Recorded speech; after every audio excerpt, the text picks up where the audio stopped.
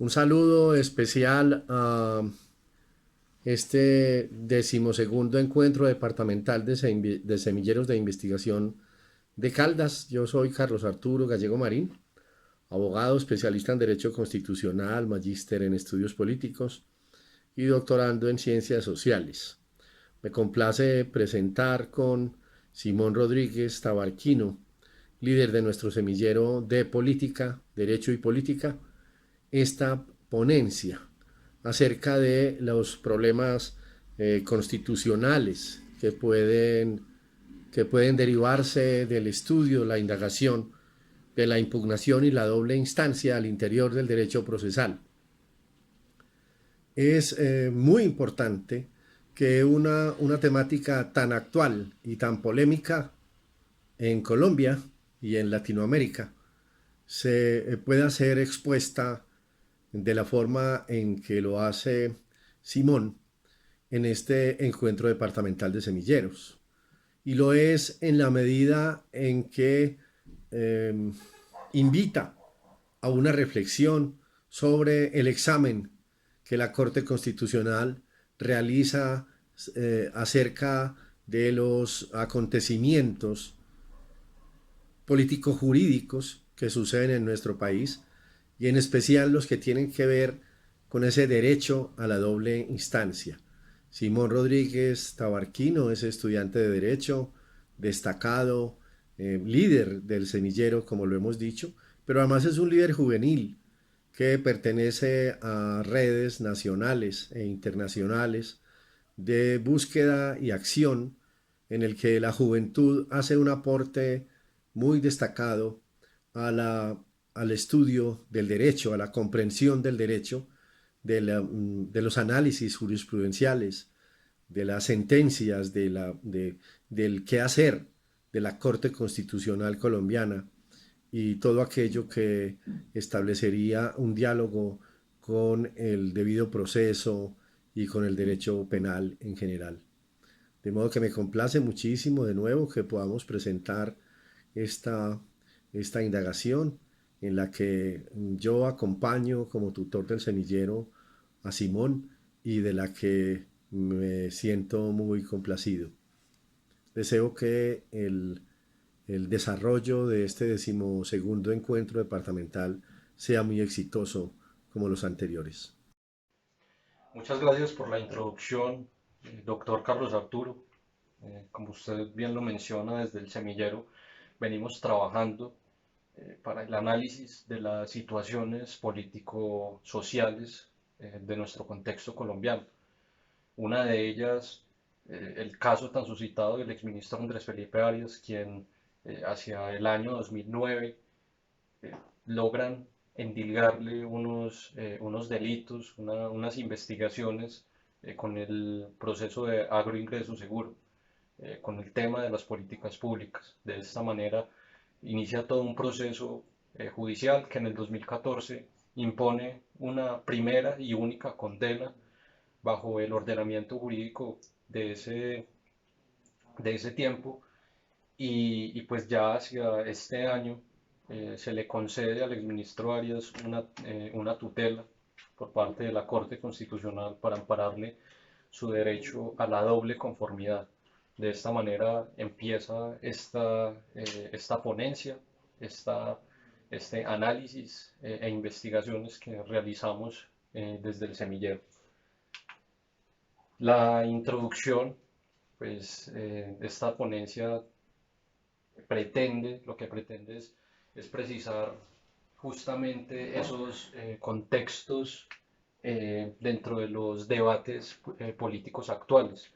lo que llamaría el profesor Manuel José Cepeda unas polémicas constitucionales en cuanto a derechos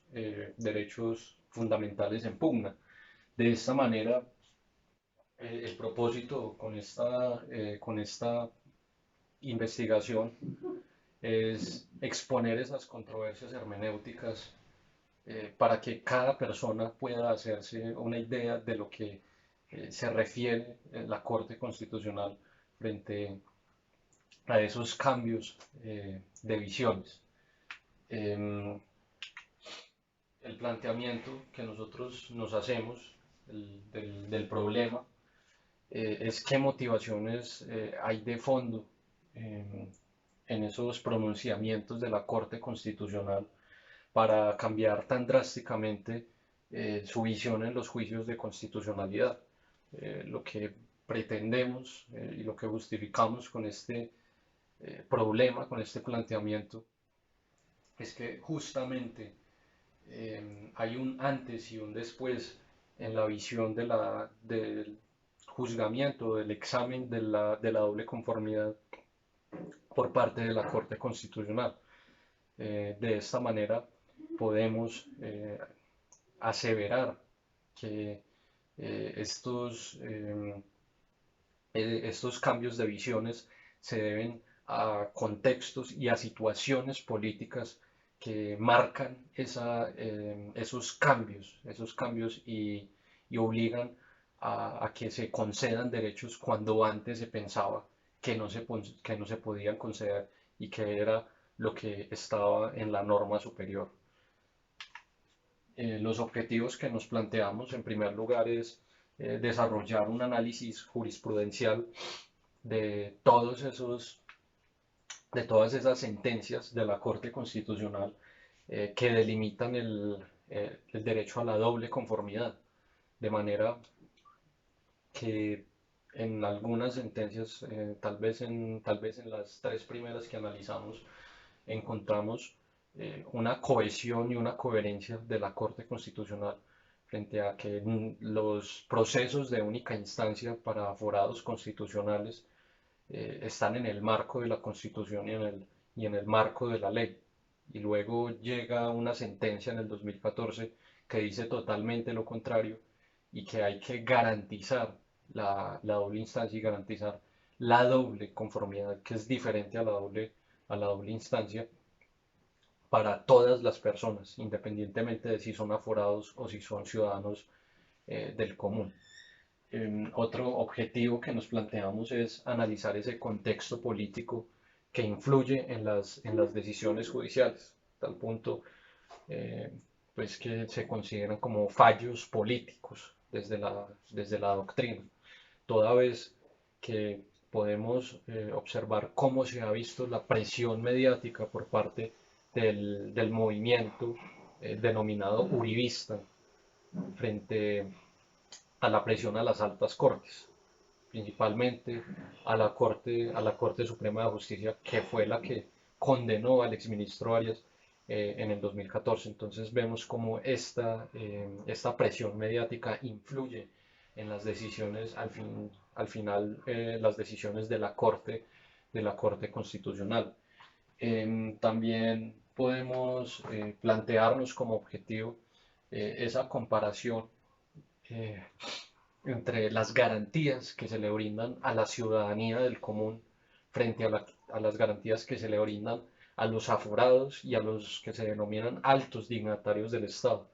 De esta forma podemos apreciar que